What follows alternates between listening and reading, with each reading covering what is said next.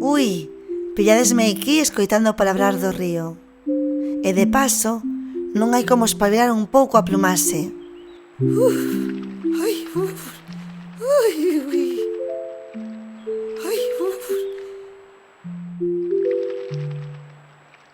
Agardade un pouco que me acicale.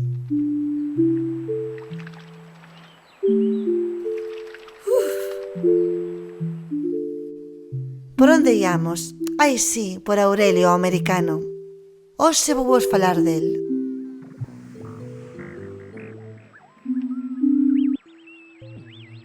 Chamámoslle o americano porque é un bisón americano, aínda que el asegura que do país.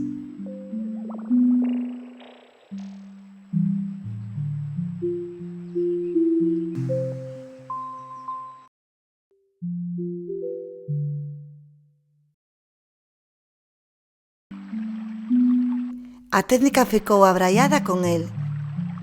Parecía que era a primeira vez que vía un bisón.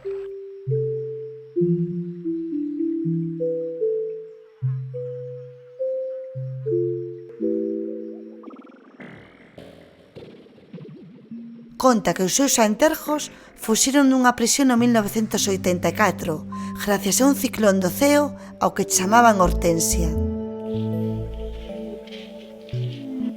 Palabrar do río que os humanos codiciaron a pel desta especie e capturáronnos no outro lado do gran mar, trouxéronnos ás comarcas e metéronnos en campos de domesticación para que criasen e vivisen con todas as supostas comodidades.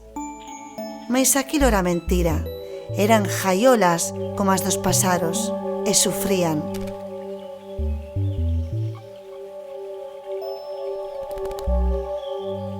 Aurelio sempre di que el xa non pode volver a outro lado do gran mar.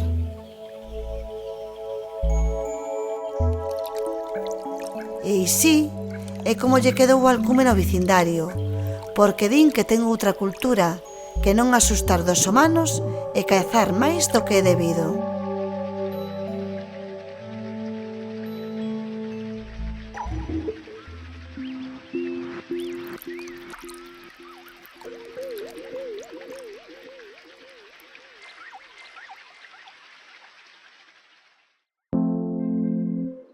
Non é a única especie de anima salvaxe que ten outra cultura.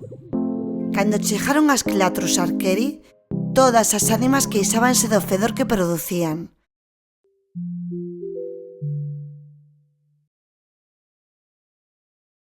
Pois cando abren, cheiran a carne apodrecida. Chámanlles dedos do diaño e tamén as australianas, porque viñeron desas terras remotas que as trouxeron cando as grandes guerras dos humanos, aí polo 1900 e pouco.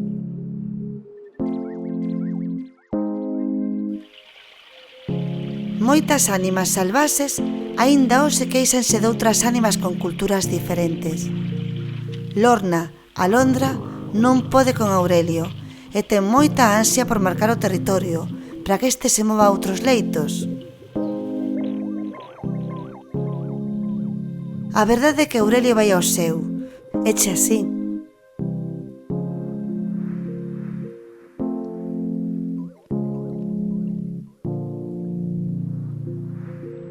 Juanito xa fixo numerosas denuncias a Aurelio, pois finoulle a moitas das súas parentes e amigas.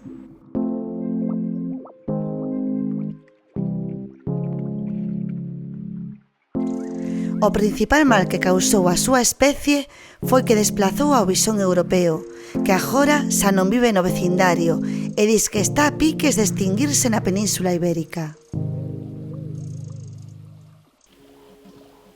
Ánimas humanas do vecindario xa non teñen interese na pel dos bisóns.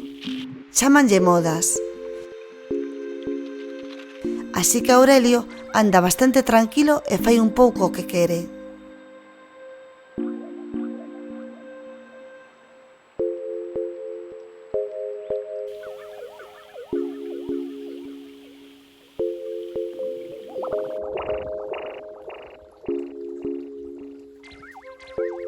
Aqueles días, a técnica andaba polo vecindario atopando ánimas salvaxes.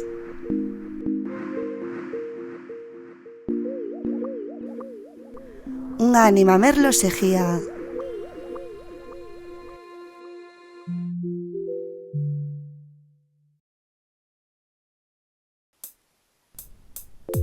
Neco é un merlo, viste unha plumase toda negra, sempre vai ben peinadiño.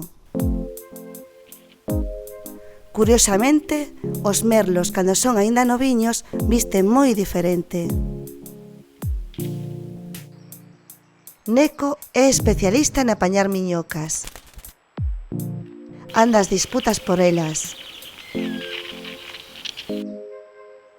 Os seus colegas chámanlle Fittipaldi, porque as colle e sae disparado. Aquelas tardes ía tras a técnica, buscando o momento para deixarse ver. Andaba polas beiras dos rejatos detrás dela.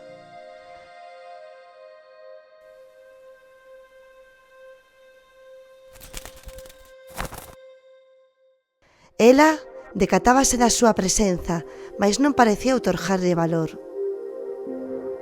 Dis que os humanos asocian o negro a cousas negativas, mais Neco é ánima elegante e mostrábase ben chuliño diante dela. Pero a técnica non lle facía moito caso e seguía o seu, camiñando polos rejatos e os prados.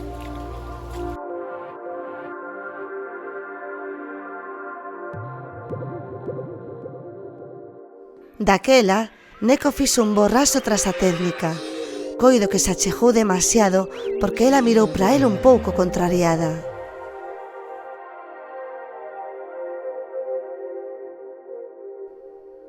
Ánimas salvaxes, non soubemos nunca por que algunhas veciñas tiñan máis importancia que outras para aquel informe da técnica medioambiental.